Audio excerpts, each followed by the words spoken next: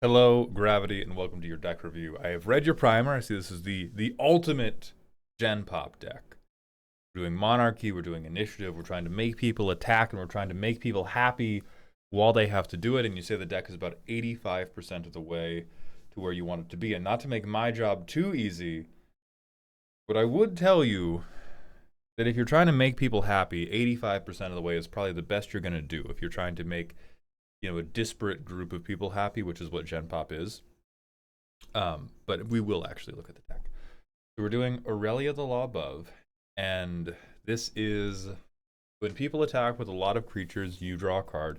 When people attack with a lot of creatures, you get to burn somebody. And you said you want to do turn 1 or 2, like a 1-drop or a 2-drop. Turn after that, you introduce the Initiative or the Monarchy. After that, you introduce your commander. After that, you hold up interaction while life totals get chipped. And especially for bracket 2, sorry, I'm getting ahead of myself. I think what we need to do for the last 15% is, if you have overcooked it anywhere, you have probably overcooked it on making other people feel good, and we need something to make you feel good. And the place I'm probably going to look to draw from is those 1 and 2 drops. I know you want to get a wide board, and so you're like, or we need a medium wide board to trigger Aurelia, and you want to have something in play to help deal with the Monarchy and the Initiative. But especially in bracket 2, and especially in Boros, I doubt you have many 1-drops or 2-drops that are truly relevant. So if there are any wasted card slots, it's probably those. Alright, I see absolutely unconditional draw. Fucking fabulous. Fabulous. These are, you're right, these are totally unconditional. Nothing could ever go wrong. For sure. You would never fail to draw here. Anthem. I don't love this. I don't think this is enough of an anthem. If you're doing it because you hate Aristocrats players, sick. But as an anthem, we can do so much better, and I think you know that. Combat minigame. Alright, we got Initiative, we got Monarchy, we got Monarchy, we got Monarchy, we got Monarchy, we got Dungeons, we got Initiatives, we got Initiatives! I like this. This is cute. Finisher. Not true. Not true. Super not. Oh, First Strike and Trample. Almost true. Evasion. I'm okay with this one. Cap. Straight cap. This one should probably die. Cowardly behavior. Alright, so we don't want to get hit. We're fine with getting hit if they want to give us an ogre. 40 lands responsible. Let's pretend this is ramp. Oh my god. Okay. Curse of Opulence. Shut the fuck up, bro. Shut the fuck up. Hold on, let me check pronouns. Yeah, shut the fuck up, bro. God.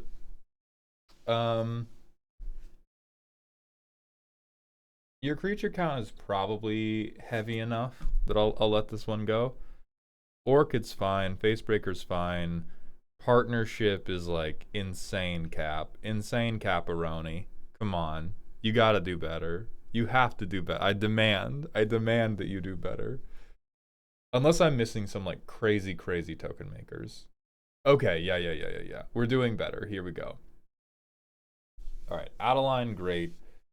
Stormslayer, sure. Luminarch too? I like that. That's a good combat minigame. Mog's great. Ocelot Pride is unfortunately a good card. High Noon's funny as fuck. Keep on keeping on. War Games. Okay. Then we have 2 tutors. What the hell is the 1-drop that we're tutoring for? Who is it? Can't be this guy, has to be a creature. Guide of Souls? Then we have more forced combat.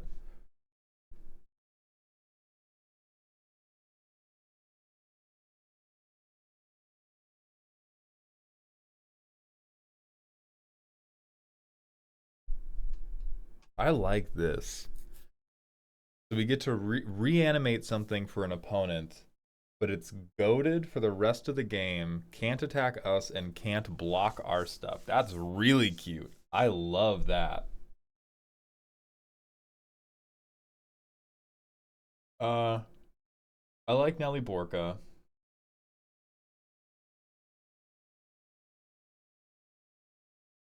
Okay.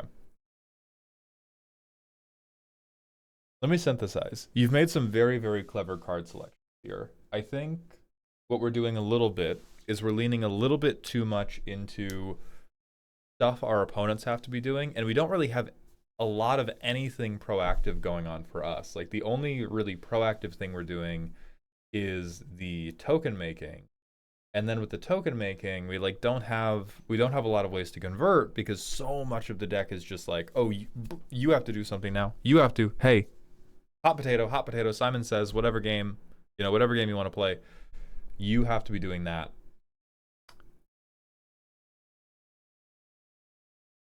We have like 10 pieces of removal, 10 pieces of protection.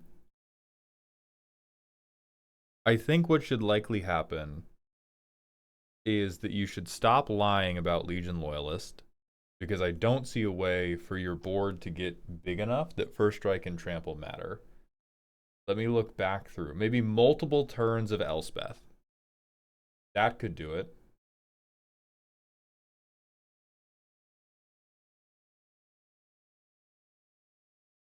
That's about all that could do it. So yeah, I don't see a way to build up these tokens we're making. Oh, multiple turns of Abandoned Air Temple. There we go. I do not see enough ways to build this board up into meaningful damage that you could call Legion Loyalist a finisher or even something valuable to have in the deck.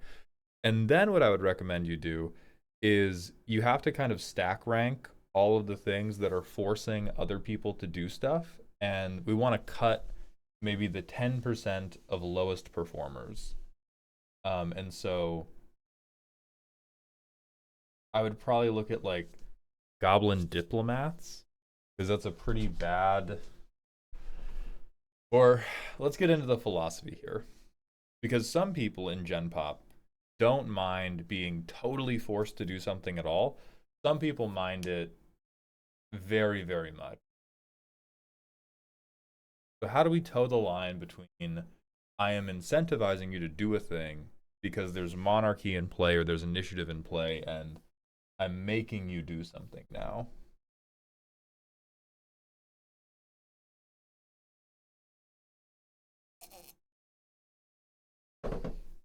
I think we ignore the point and recommend good cards. That's the suggestion I'm going to take. Kratos, right now. This guy.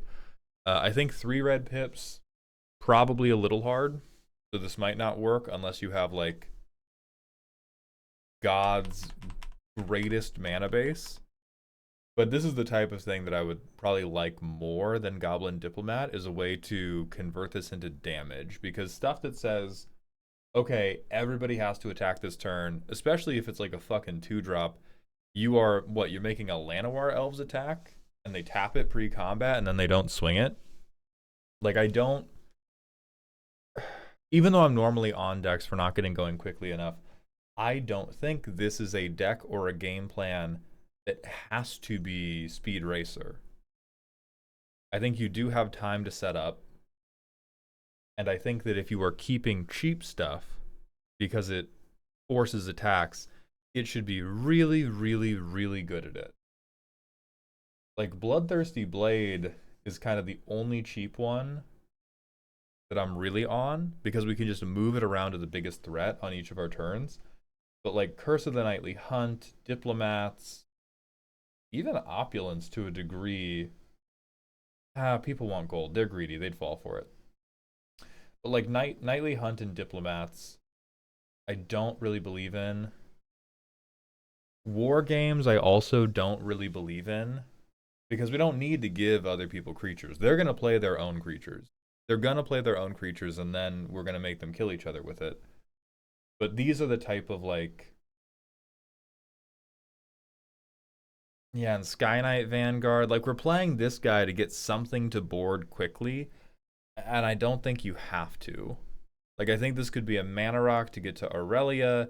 It could be like shit. We could be big greedy.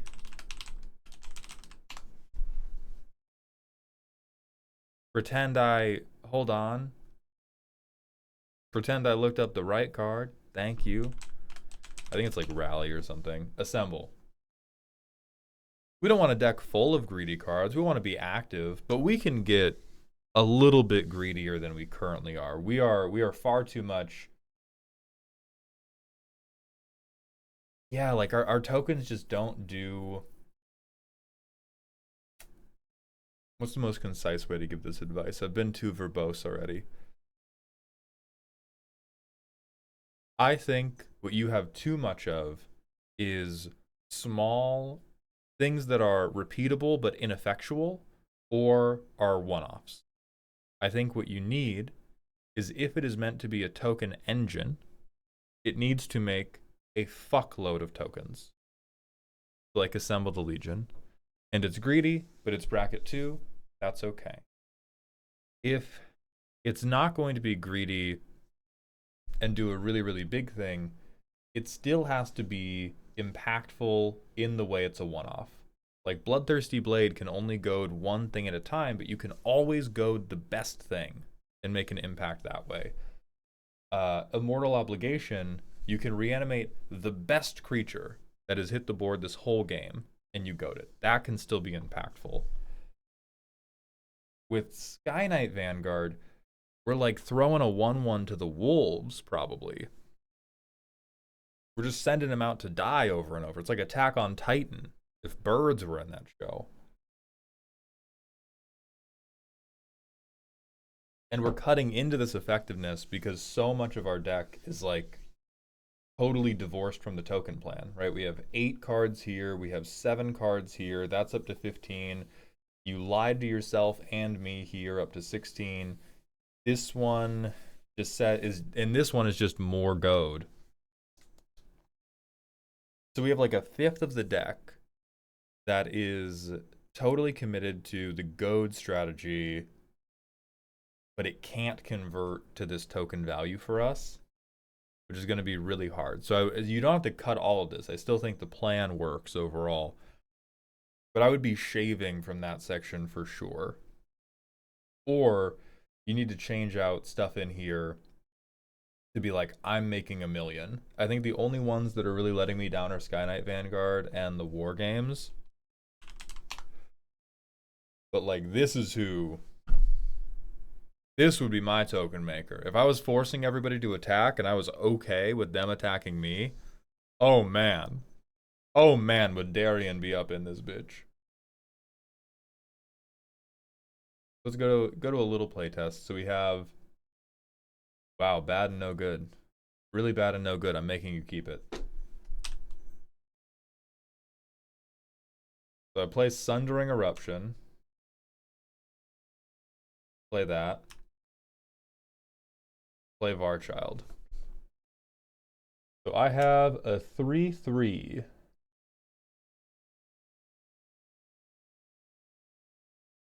I'm gonna hope somebody's open on turn 4. That's pretty greedy, but I'm gonna hope and pray. So if I do, they get 3 1/1 survivors. I have 3 things in play that matter. I am not color fixed for Fumiko, but I can Prosperous, and then I get some citizens, and I can turn them into treasures.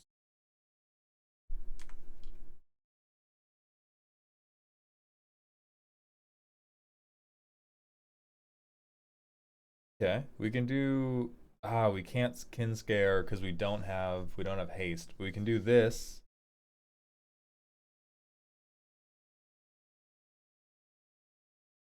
We can do this, make a treasure, play Knight of the White Orchid. There is presumably, God, I hate this playtester so much. How do you people live like this?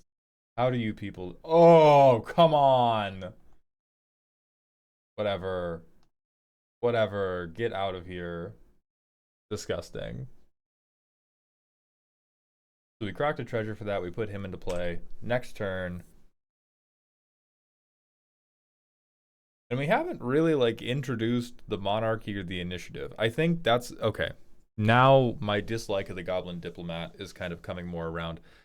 I think you need to decide whether the combat forcing you want to do is the like gamesmanship of monarchy and the initiative, or whether you want to point at them with Fumiko the Lowblood and say you have to do this now.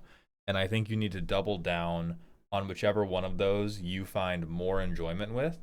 Cut the rest, turn that into proactive stuff that makes your heart happy or helps you threaten really meaningful damage. Because I think the problem that this deck is going to get into is that you can only really win via a protracted war of attrition, which, if you'll notice, is not the tagline for the WWE's latest event. And that is the type of feeling that Bracket 2 players are going for. They're going for some strange mix of Dungeons and Dragons and WWE and anime, right? Like Dragon Ball Z type stuff. And so the fact that we've had to leave out ways to build up our board's real presence in favor of like, I chip you for 3 because you attacked him. I tap to make you swing out, making me gain 3 more life. Like we are a little bit accounting everybody to death. And to make room for the stuff that's going to let you not be an accountant and take the glasses off, put the abacus down, you probably have to make a decision between monarchy initiative and you have to attack me. And you can put in a few more cards for whichever thing you keep. But I would keep one or the other, not both. And then the rest should be tempo-based ways for you to benefit from attacking. You've got to shine bright. You can't spend all your time taking care of these people and cutting the crusts off their sandwiches and then putting a knife in it, putting it in their lunchbox and being like, stab Jimmy today.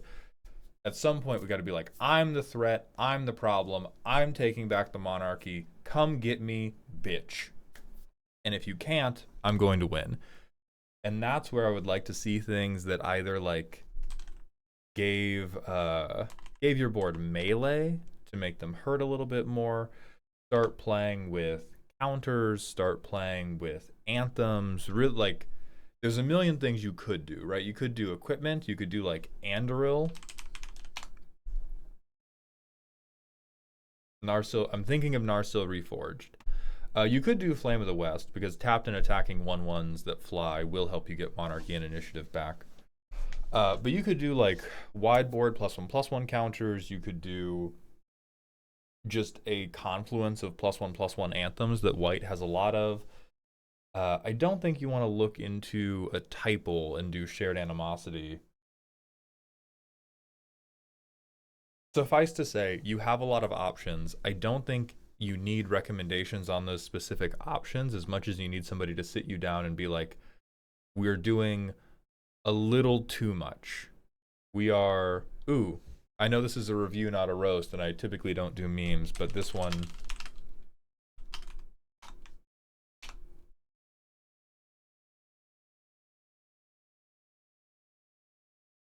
God damn it, BuzzFeed, I hate you.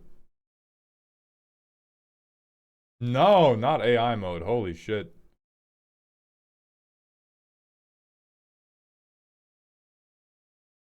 This. I don't think it's all the way here. This deck does look fun. It looks like a pretty fun minigame to pass around combat, but I think we're verging into, we've spent too much of our deck's real estate taking care of other people's happiness and not enough taking care of our own. And don't abandon taking care of other people's happiness. The world needs people like you trying to make fun, enjoyable, and active decks at Bracket 2.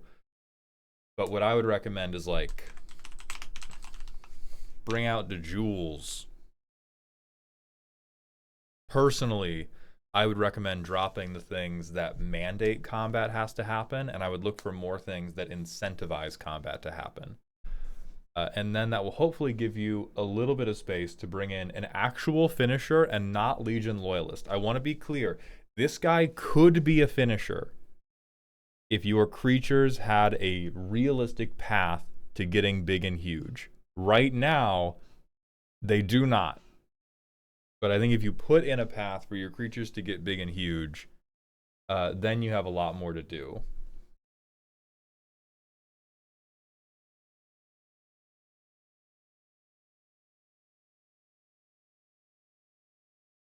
And is there anything from protection I think is not doing enough?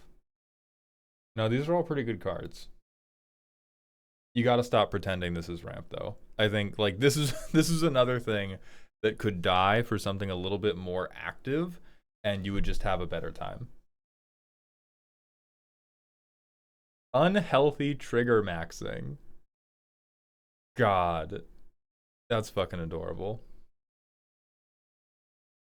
I dislike Firebender Ascension the most because Aurelia is meant to be triggering off of everybody attacking and not just her, but I do understand why you're doing it. I just want to be clear that I believe in the other one a lot more than I believe in Firebender Ascension. Because Mardu says if anybody's thing attacking makes my permanent trigger again. Firebender Ascension says if me attacking makes a triggered ability of my thing trigger, then do it. Oh, and you need 4 more quest counters. I think this is another thing where it's like we're trying too hard to do something in the early turns, and we're not worried enough about like how do I do something impactful quickly enough. Like this is another could be ramp. Could be ramp if this made you play Nelly Borka, who's one of the only forced combat ones I still kind of like because it lets people draw cards and they love that. If this was like a talisman that lets you play Nelly Borka a turn sooner, we'd be happier, right? We would just like it more. So I think you've fallen victim to like every card has to do something and they can't all do it equally. And so your low performers are really dragging down the vibe a little bit and taking away from the high performers. But I think this is cute overall. I like what you're doing here, and I think you can get it to a good place. You gotta know. All right, I need like 5/5 tokens on this fucking board. Respectfully, have a great day.